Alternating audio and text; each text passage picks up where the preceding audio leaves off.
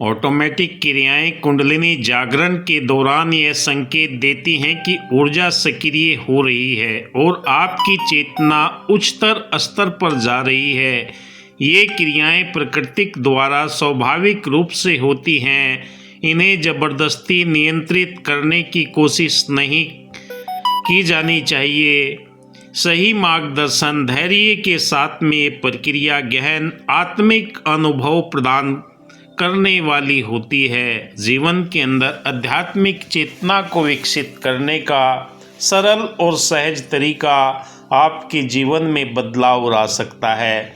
मैं reiki grand master विकास बिहानिया आज इस वीडियो के माध्यम से आपको बताऊंगा कि नए साधक जो ध्यान साधना में उतरते हैं उनके जीवन के अंदर ये ऑटोमेटिक क्रियाएं उन्हें कई तरह की परेशानियां महसूस करने जैसे संकेत मिलते हैं। जब सोते ही हमारे जीवन के अंदर ये ऊर्जा ऊपर उठने लगती। हमारे शरीर में 7 चक्र है, मूलाधार, स्वादिष्ठान, मणिपुर, अनहद, विशुद्धि, आज्ञा और साहस चक्र।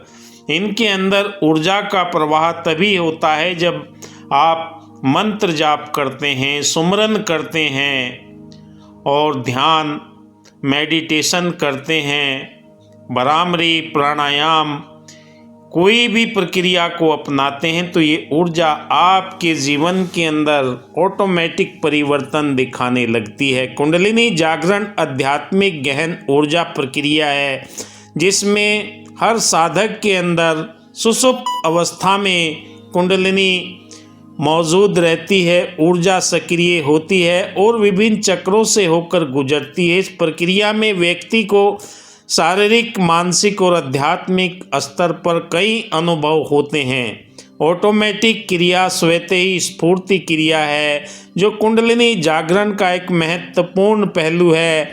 इन्हें क्रियाएं या स्वाभाविक प्रतिक्रियाएं भी कह सकते हैं। इन्हें हम समझने के लिए कुछ संकेत हमारे शरीर के अंदर होने लगते हैं। सबसे पहले शारीरिक संकेत। जब कुंडलिनी ऊर्जा जागृत होती है तो ये शरीर के विभिन्न प्रकार की हरकतें उत्पन्न करती है। बिना किसी प्रयास के स्वाभाविक क्रिया होना प्रारंभ हो जाती है। सबसे पहले हिलना, डुलना या शरीर के अंदर अनायासी कंपन उत्पन्न होना, झूमने लगना और कभी कभी सर के अंदर भारीपन अपने आप महसूस होने लगता है। कई साधक फ़ोन करते हैं, मैसेज करते हैं कि मेरा सर घूमने लगा है। उन्हें ये बोध नहीं होता कि कुंडलिनी ऊर्जा जब मूलाधार चक्र से ऊपर उठती है, ईड़ा, पिंगला, सुषुम्ना, ये 3 नाड़ियाँ भी एक्टिवेट हो जाती है जो हमारे शरीर के अंदर 7 चक्रों में होते हुए हमारे आज्ञा चक्र पर पहुंचती है। जब आज्ञा चक्र पर पहुंचती है तो वहां से पूरे शरीर के अंदर इसका प्रभाव देखने को मिलता है और यही प्रभाव हमें ये एहसास कराता है कि वाकई ये ऊर्जा हमारे शरीर में सक्रिय हो रही है। शरीर में कंपन होना, बिजली जैसे झटके लगना, चींटियाँ जैसे काटना और हमारी रीढ़ की हड्डी के ऊपर यानी जो कमर है उसके ऊपर जहाँ जहाँ भी ये चक्र मौजूद है ऊर्जा के केंद्र सक्रिय होना प्रारंभ हो जाते हैं। जब ये सक्रिय हो जाते हैं तो इस तरह के संकेत हमारे शरीर में ऑटोमेटिक हमारे हाथ उठना, अपने आप मुद्राओं का बनना प्रारंभ हो जाता है। तो ये क्रिया हमें एहसास कराती है कि हम जो भी माध्यम अपनाकर शरीर के अंदर क्षति, जल, पावक, गगन, समीरा 5 तत्व मौजूद रहते हैं। छठी इसके अंदर आत्मा रहती है जो परमात्मा के साथ में मिलने के लिए व्याकुल रहती है।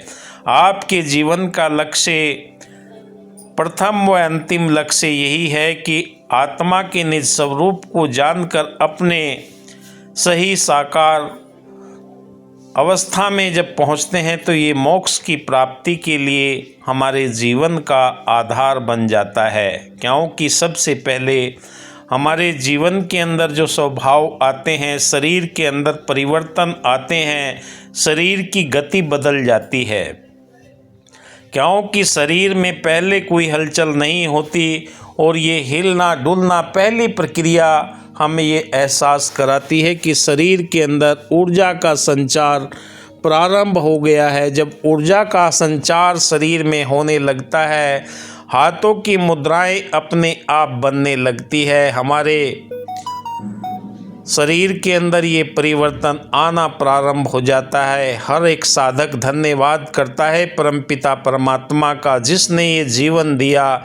बड़े भाग मानुष तन पावा, सुर दुर्लभ सब ग्रंथन गावा। ग्रंथों के अंदर लिखा, बड़े भाग्य से मनुष्य तन मिलता है अपने मूल की पहचान करने के लिए, परमात्मा का बोध करने के लिए।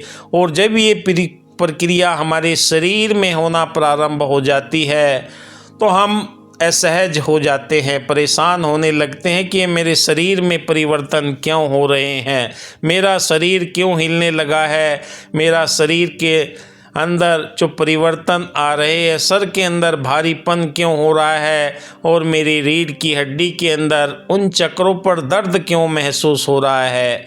ये परिवर्तन आपकी सुषुप्त अवस्था में जो कुंडलिनी थी वो जागृत अवस्था की ओर बढ़ रही है, इसलिए आपके शरीर के अंदर ये गति महसूस होने लगती है। और जब ये गति महसूस होने लगती है तो आपके जीवन में आध्यात्मिक परिवर्तन आना प्रारंभ हो जाते हैं। कभी आपको खुशी महसूस होती है, कभी आप निराशा में चले जाते हैं, कभी उन सपनों में खो जाते हैं, कहीं मुझे ये रोग तो नहीं हो गया। दूसरी अवस्था आती है मुद्रा व आसन।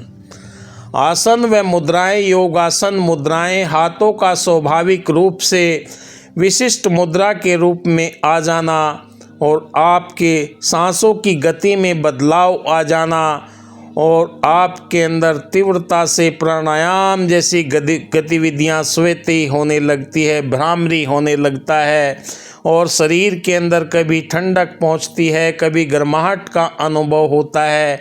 रीढ़ की हड्डी के पास खासकर मूलाधार चक्र से सहस्रार चक्र तक गर्मियां ऊर्जा का प्रवाह आपको होने लगता है। आपके हाथों से ऊर्जा का संचार भी होने लगता है। अगर आपने शक्तिपात के द्वारा कुंडलिनी ऊर्जा जागृत की है तो आपके हाथों से ऊर्जा का बहना स्वाभाविक हो जाता है, क्योंकि जो जो आपके शरीर के अंदर ये ऊर्जा के केंद्र एक्टिवेट होते हैं तो आसन मुद्राएं अपने आप। कई साधकों ने कहा कि मेरी आंखें ऊपर को उठ जाती हैं, ऊपर को घूम जाती है, और कई साधकों ने कहा कि मेरे कानों के अंदर निरंतर ध्वनियाँ बजने लगती हैं, कभी घंटी की आवाज़ आती है, कभी झिंगुर जैसी आवाज़ 24 घंटे मुझे महसूस होने लगती है।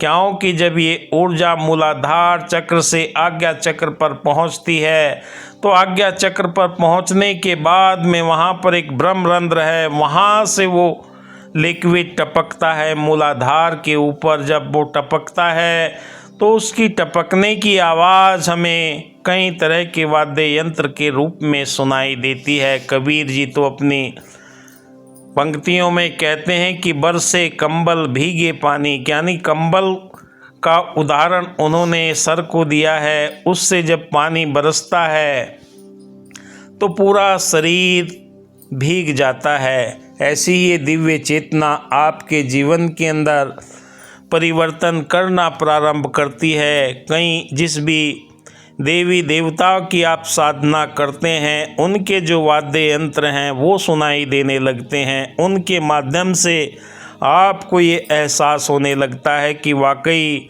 मेरे जीवन के अंदर ये मधुर ध्वनियाँ कहाँ से आ रही है, या मंत्र जाप आपके कानों के अंदर तुरंत निरंतर सुनाई देने लगता है। चाहे ओम की ध्वनि हो या जिस भी मंत्र का आप जाप करते हैं उसकी ध्वनियाँ आपके कानों के अंदर ब्रह्मांडीय ध्वनि के रूप में बनकर ये एहसास आपको कराने लगती है।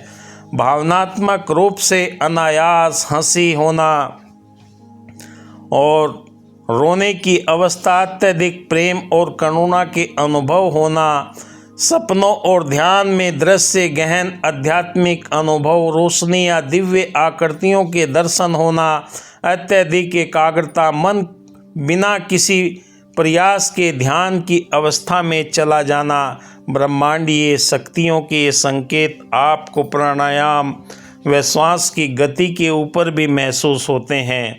जो जो आप सांस लेते हैं, शरीर के अंदर ऑक्सीजन जाती है। 72,000 नस नाड़ियों के अंदर ये परिवर्तन देखने को मिलते हैं। कई बार आपको आध्यात्मिक संकेत भी मिलते हैं, ध्वनियाँ सुनाई देना, आंतरिक घंटियाँ और ओम की गुंजन, अन्य दिव्य ध्वनियाँ भी सुनाई देना। ये आपकी प्राणायाम की गति में शक्ति का प्रवाह, ऊर्जा का प्रवाह ऐसा महसूस होता है मानो विद्युत की धारा शरीर के अंदर प्रवाहित हो रही है। सातों चक्रों का जागरण, कुंडलिनी जागरण के दौरान व्यक्ति को इन चक्रों पे सक्रिय होने के संकेत मिलने लगते हैं। अनुभव की स्वाभाविकता, कुंडलिनी जागरण के दौरान जो आपको क्रियाएं होती है वह स्वाभाविक स्फूर्ति प्रदान करती है। आप थोड़े समय भी ध्यान लगाते हैं, थोड़े समय भी मंत्र जाप करते हैं, सुमरन करते हैं, आपके जीवन में भावनात्मक अनुभव अलग अलग होने लगते हैं, क्योंकि खुशी का, करुणा का, दया का, प्रेम का, नम्रता का, मिलवर्चन का, भाईचारे का, एकत्व का दिव्य गुण आपके जीवन के अंदर प्रकटाव होने लगता है और आप महसूस करने लगते हैं कि वाकई जिस खोज के लिए मैं लगा हुआ था, न जाने कितने लोगों के पास में गया, कितने गुरुओं के पास में गया और कितने साधकों से मिला, सबके अनुभव अलग अलग थे। भावनात्मक रूप से जो आपके अनुभव होंगे वो आपके जीवन को बदलने वाले अनुभव होंगे। आंतरिक दृष्टि और अनुभव आपके अलग होंगे। सपने में आपको देवी देवताओं के दर्शन देंगे और या कभी कभी आपको रोशनी दिखाई देंगी। कुछ अवस्थाओं में तो डरावनी परिस्थिति भी पैदा होती है, कोई हमारा पैर खींच रहा है, कोई हमारे शरीर को उठाकर लेकर जा रहा है।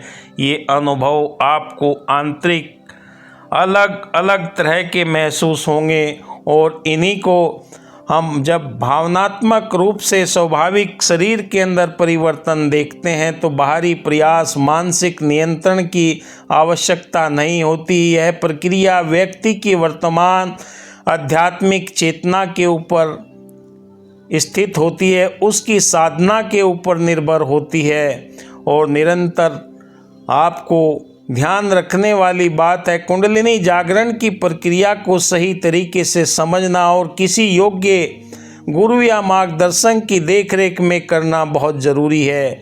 गलत विधियां या अधूरा ज्ञान आपको कुंडलिनी जागरण के दौरान असहज कर सकता है। आपके शरीर के अंदर कोई न कोई समस्या खड़ी हो सकती है, क्योंकि इस ऊर्जा को निरंतर संतुलन में रखना बहुत ज़रूरी है और ये तब होता है अगर आप धीरे धीरे इस प्रक्रिया को अपनाते हैं। धीरे धीरे रे मना, धीरे धीरे सब हो जाता है। अगर आप एकदम में ही सारी ऊर्जा को एकत्रित करके तुरंत करने का प्रयास करते हैं तो आपको ये परेशानी आपके जीवन में आ सकती है। इसलिए शरीर और मन को सहज और संतुलित बनाए रखने की आवश्यकता होती है। जो जो हम संतुलित और सहज करते हैं अपने आप को, तो ब्रह्मांड ये चेतना हमारे मन मस्तिष्क के अंदर अपने आप क्रियाशील हो जाती है। और कहा है कि जो जो डूबे श्याम रंग तो उज्जवल होए। आपके जीवन के अंदर ये पूर्णता की ओर ले जाने की प्रक्रिया है। सहज साधना आपके हर एक पृथक कोशिका सेल के अंदर ये ऊर्जा क्रियाशील रहती है और ये भी क्रियाशील रहती है तो आपके जीवन में बदलाव आना ज़रूरी है। कहा कि दिल बदल सकते हैं, जज्बात बदल सकते हैं, मुल्क के फिक्रों के ख्यालात बदल सकते हैं। अगर हम बदल जाएं यारो, हालात बदल सकते हैं। इस वीडियो में बस इतना ही। कल मिलेंगे नई वीडियो के साथ में। आप देख रहे हैं मेरा यूट्यूब चैनल विकास बिहानिया। वीडियो अच्छा लगे लाइक कीजिए, शेयर कीजिए, कमेंट कीजिए, वही हमारे लिए प्रेरणा का स्रोत। धन्यवाद। जय हिंद।